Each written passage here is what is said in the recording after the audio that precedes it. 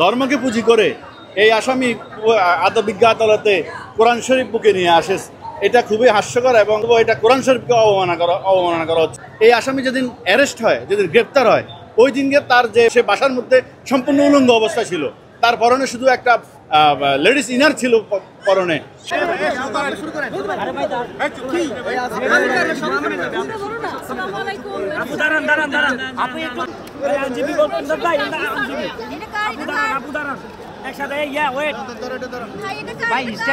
নিচে প্রতীকজনে দাঁড়া করে সুন্দরভাবে দাঁড়ায়, এখানে সুন্দর হয় না, হয় না। আমরা আগে করে গেছি না অবস্থায় আছে আপনার মামলাটা, আপনি কি মনে হচ্ছে ন্যায় বিচার পাবেন?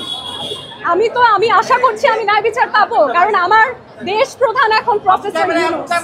সারা বিশ্বে আমরা যাকে প্রত্যেকটা তারিখে বিজ্ঞ আদালতে কোরআন শরীফ নিয়ে আসে, এটা আসলে খুবই দুঃখজনক এবং হাস্যকর।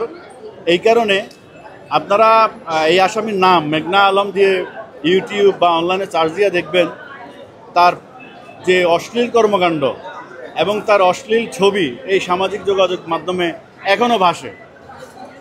তার পরনের জামা কাপড় এবং অশ্লীল নৃত্য, অশ্লীল কথাবার্তা, অশ্লীল আচরণ সামাজিক যোগাযোগ মাধ্যমে এখনও ভাইরাল। কিন্তু অত্যন্ত দুঃখের বিষয়, এই আসামি ধর্মকে পুঁজি করতে চায় এই মামলায়। ধর্মকে পুঁজি করে এই আসামি বিজ্ঞ আদালতে কোরআন শরীফ বুকে নিয়ে আসে, এটা খুবই হাস্যকর এবং খুবই আমি মনে করব একজন আইনজীবী হিসাবে, এক রাষ্ট্রের নাগরিক হিসাবে, একজন মুসলমান হিসাবে আমি মনে করব এটা কোরআন শরীফকে অবমাননা করা হচ্ছে।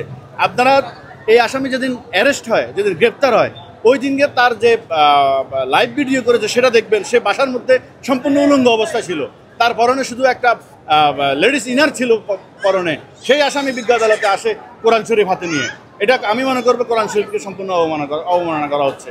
এবং যে কথাটা প্রশ্নটা আপনি করেছেন যে সে এই যে আদেশগুলো হচ্ছে, তার দরখাস্তগুলো নামঞ্জুর হচ্ছে, এটা বাইরের দেশ থেকে আসে, এটা আমি মনে করবো রাষ্ট্রপক্ষের আইনজীবী হিসাবে এটা সে যে বক্তব্য মিডিয়াতে দিয়েছে, এটা সম্পূর্ণ আদালত অবমাননা করা একটা মন্তব্য করেছেন। আদালতের প্রতি তার আস্থা নাই, আইনের প্রতি তার আস্থা নাই, আদালতের দেশের আইন ব্যবস্থার প্রতি তার বিশ্বাস নেই। এই জন্য সে তার এই ধরনের উদ্ভট বক্তব্য সে দিচ্ছে বিচার বিভাগকে প্রশ্নবিদ্ধ করার জন্য এবং এই মামলাকে প্রশ্নবিদ্ধ করার জন্য, বিচারককে প্রশ্নবিদ্ধ করার জন্য সে আজকে আপনাদেরকে এই মন্তব্য করেছেন। এটা গত তারিখ বিজ্ঞ আদালতে বলেছে, মেঘনা আলম গত ধার্য তারিখে বিজ্ঞ আদালতে কোরআন শরীফ বুকে নিয়ে বলেছেন যে সে এখনও টিনেজ এবং এই বয়স পর্যন্ত তার কোনো পুরুষের সংস্পর্শে যায়নি। সেটা নির্ধারণ করার জন্য তাকে এখন যদি সে এটা লিখিত যদি বিজ্ঞ আদালতে দেয় যে আমি এখনও টিনেজ, যদিও এটা এই মামলার সাথে কোনো সম্পর্কিত বিষয় না, তবু সে বারবার এই বিজ্ঞ আদালতকে এই কথা বলে আদালতের মাইন্ড এবং অন্য আইনজীবীদের মাইন্ড এবং এই মামলার যে পারিপার্শ্বিক বিষয় সেটাকে ভিন্ন খাতে নেওয়ার জন্য এইসব উদ্ভট বক্তব্য দেয়।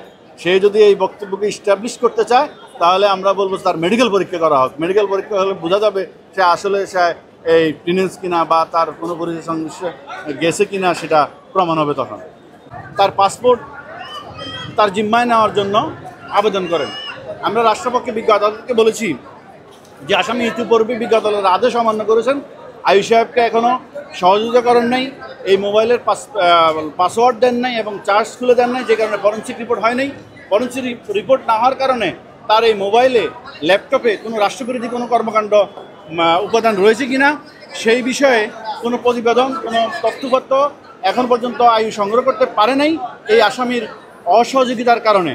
এখন সেই প্রতিবেদন না আসা পর্যন্ত এই আসামিকে যদি পাসপোর্ট দিয়ে দেওয়া হয় তাহলে স্যার এই আসামি বিদেশ চলে যাবে, আর আসবে না। এই আসামিকে আর ট্রেস করা যাবে না। এই মামলার তদন্ত কাজ অসম্পূর্ণ থাকবে, তদন্ত কাজে কোনো